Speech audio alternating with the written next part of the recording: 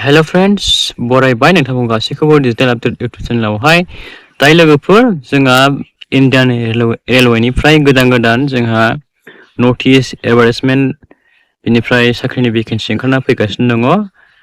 दा आरोबाव फिन खेबसेबाव आङो रेलवे साख्रिनि भिडिअ लानानै फैबावबाय लोगोफोर। दा नोंथांमोननि नैबे मिनिस्ट्रियेल एन्ड आइसोलेटेड केटेगरिसनि नोंथांमोननि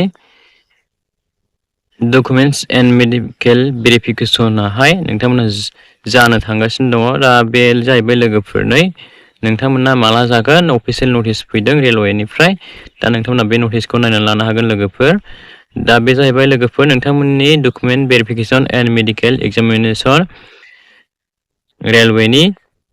दा बे पस्टआ जाहैबाय भेकेन्सिया साख्रिया जाहैबाय लोगोफोर नोंथांमोना मिनिस्ट्रियेल एन्ड आइसोलेटेड केटेगरिस जायो लोगोफोर। दा बिनि documents verification and medical examination दङ नोंथांमोना जासिगोन। नोंथांमोना बे मासनि जुलाइ मासनिनो 29 तारिखआवहाय लास्ट 29 तारिखआवहाय डकुमेन्ट्स भेरिफिकेसना जासिगोन। ओमफ्राय रिपर्टिं टाइमखौ नायदो नै लोगोफोर। रिपर्टिं टाइमा 9:30निफ्राय दै लोगोफोर 9:30निफ्रायनो जागोन। ओमफ्राय जायगाया जाहैबाय नोंथांमोना गुवाहाटियाव जागोन दै लोगोफोर। जायगायाहाय नोंथांमोना गुवाहाटियाव थांनांगोन डकुमेन्ट्स भेरिफिकेसननि थाखाय। बेनिफ्राय नोंथांमोननि मेडिकेल एग्जाम दा बे मेडिकेल एग्जामा बे मासनिनो लास्ट डेट तारिखआवहाय जागोन दै लोगोफोर।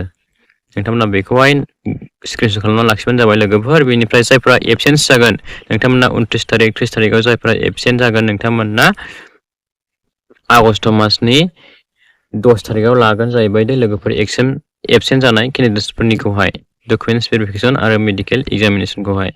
दा बेवहाय माखासे नोंथांमोननि बेवहाय पस्ट वाइज हिसाबै बेवहाय रल नम्बर वाइज हिसाबै बेवहाय दङ। जायफोरा शर्टलिस्ट केन्डिडेट्सफोर शर्टलिस्टआवहाय ओंखारनाय बिथांमोना पोस्ट ग्रेजुएट टिचार हिसाबै बिनिफ्राय बेवहाय रल नम्बर हिसाबै होनानै दोनदों। दा बेखौ नोंथांमोना नायना लादो स्क्रिनशट खालामनानै लाखिबानो जाबाय।